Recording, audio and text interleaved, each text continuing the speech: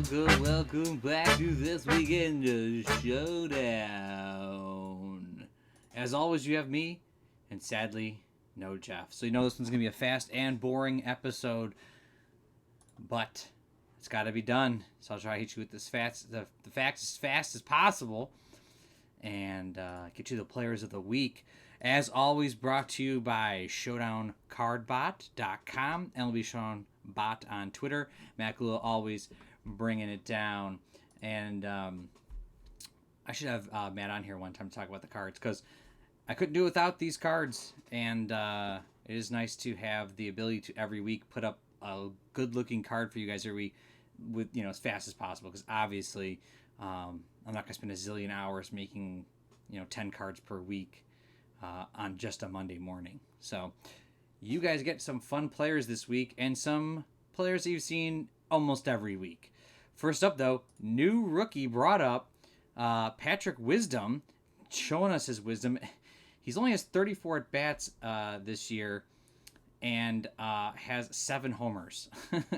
So in the past week, he has 6 homers. He's on an absolute tear, especially, like I said, this past week, with a 458 on-base percentage, bringing his on-base to 444 for the season. So, obviously, ridiculous card. Super small sample. This kind of always reminds me of the first week or two of the season when someone starts off with a hot tear. This card is bonkers, and I'm actually kind of excited because me and Jeff talked about, printing these cards off and playing with them in like a blind draft after the whole season's done, every single card.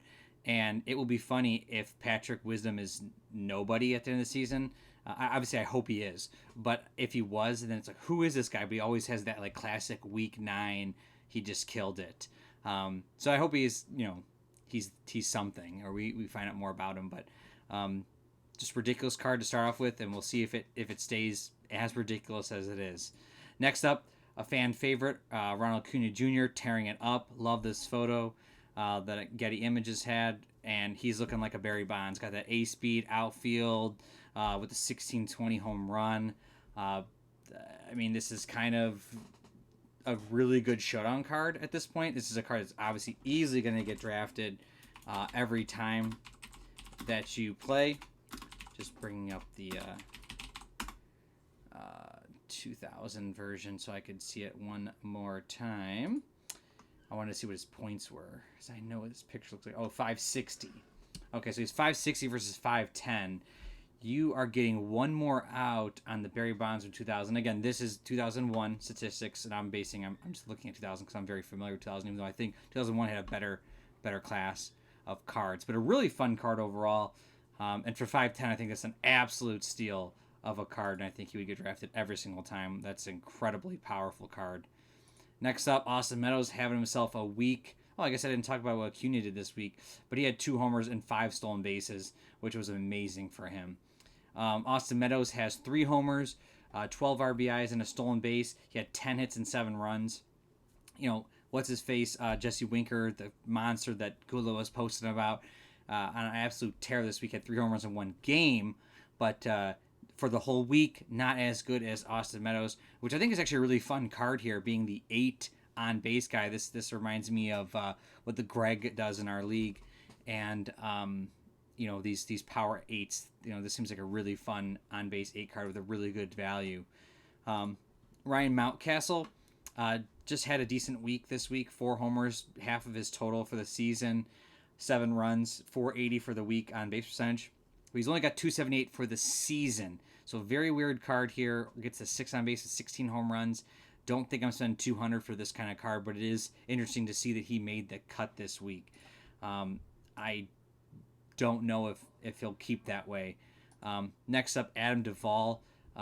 Interesting player this year. He's basically a home run or nothing kind of guy, which is why actually I picked him up in my fantasy league for a week, which he was doing well for. I don't really like him in Miami. I feel like he's not going to hit as many home runs, but he has 9 in the season. And I know he hit one tonight, which will not be incorporated into statistics because he went 0 for 15 this week and got a stolen base. Oh, no, that's tonight. He got the stolen base. No, right, he didn't home run. But he did get the 0 for 15, which really hurt me in fantasy. But really random card here. Because he has the 12 home run. That's what's giving me all his points, but I don't want the on-base 5. But I'll have to talk to Gula here because what in the world? Center fielder 5? That's a little wild and kind of funny. So, obviously I don't expect that to stay like that, and I'll have to talk to Matt about that, but it is a pretty funny card as well. Next up, surprise, Jacob DeGrom, still ridiculous, still on pace to be ridiculous. He's on pace to beat Bob Gibson's ERA record, and I drafted that Bob Gibson card back in the day, which I think he was a 6 control 8 IP guy, and he was terrible for me. But this card, and he was like 800 and something points. This card feels like that kind of card where I assume you're just going to beast it up with him.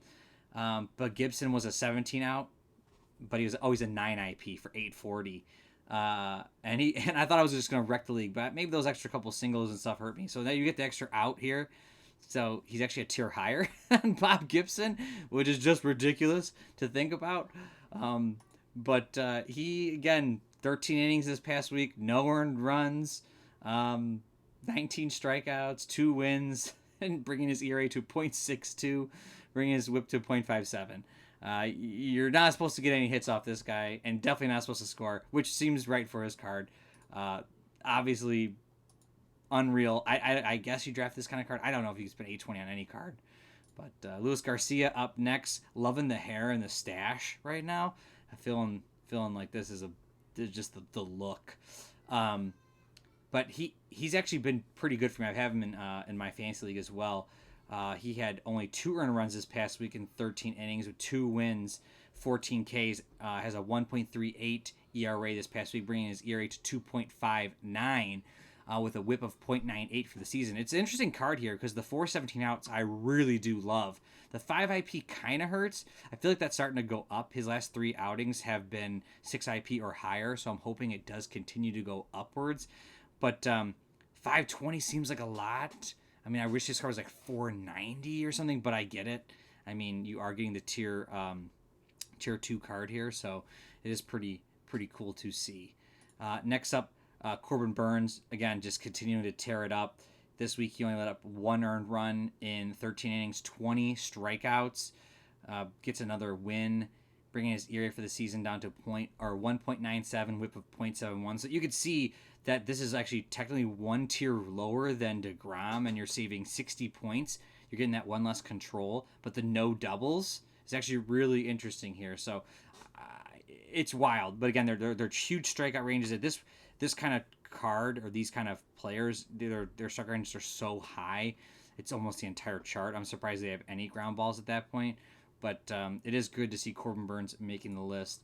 I think we have our first Rocky sighting of the year with German Marquez.